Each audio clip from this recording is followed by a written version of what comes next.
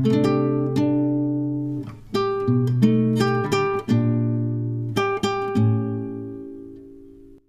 দিন আগের কথা, একটি ছোট্ট গ্রাম ছিল। সেই গ্রামে বাস করত এক কুমারী মেয়ে, নাম তার রেখা। রেখার বয়স 13, কিন্তু সে ছিল অসাধারণ প্রতিভাবান ও উদ্যমী। গ্রামের সবাই তাকে ভালোবাসত, কারণ সে সবসময় হাসি মুখে থাকত এবং সবাইকে সাহায্য করত। রেখার একটাই স্বপ্ন ছিল, সে বড় হয়ে একজন ডাক্তার হবে। কিন্তু গ্রামের অবস্থা খুবই খারাপ ছিল এবং রেখার পরিবার ছিল গরিব। তার বাবার পক্ষে তার পড়াশোনার খরচ চালানো প্রায় অসম্ভব হয়ে উঠছিল। তবু রেখা হাল ছাড়েনি।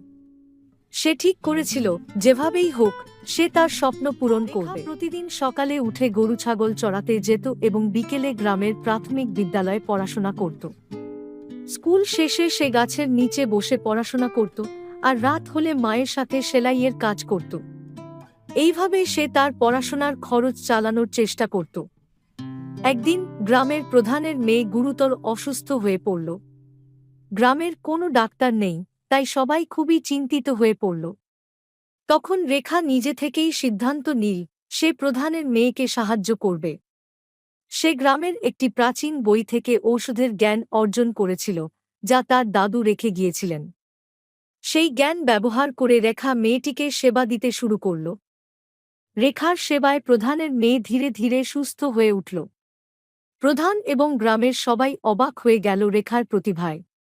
প্রধান তখন রেখার প্রতি কৃতজ্ঞতা প্রকাশ করে তাকে বলল, রেখা, তুই সত্যি অসাধারণ।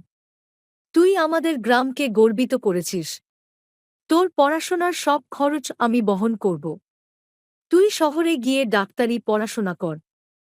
এই সুযোগে রেখা শহরে গিয়ে পড়াশোনা শুরু করল। সে অনেক কঠিন পরিশ্রম করত এবং প্রতিদিন নতুন কিছু শিখত। কিছুদিন পর সে মেডিকেল কলেজে ভর্তি হয়ে যায় এবং নিজের লক্ষ্যপানে এগিয়ে চলতে থাকে। রেখা তার সংগ্রামের দিনগুলো ভুলে যায়নি এবং সবসময় মনে করত, কঠোর পরিশ্রম আর দৃঢ়সংকল্প থাকলে জীবনে কোনো কিছুই অসম্ভব নয়। কয়েক বছর পর রেখা সফলভাবে ডাক্তার হয়ে গ্রামে ফিরে আসে। গ্রামের সবাই তাকে সাদরে গ্রহণ করে এবং তার সাফল্য উদযাপন করে।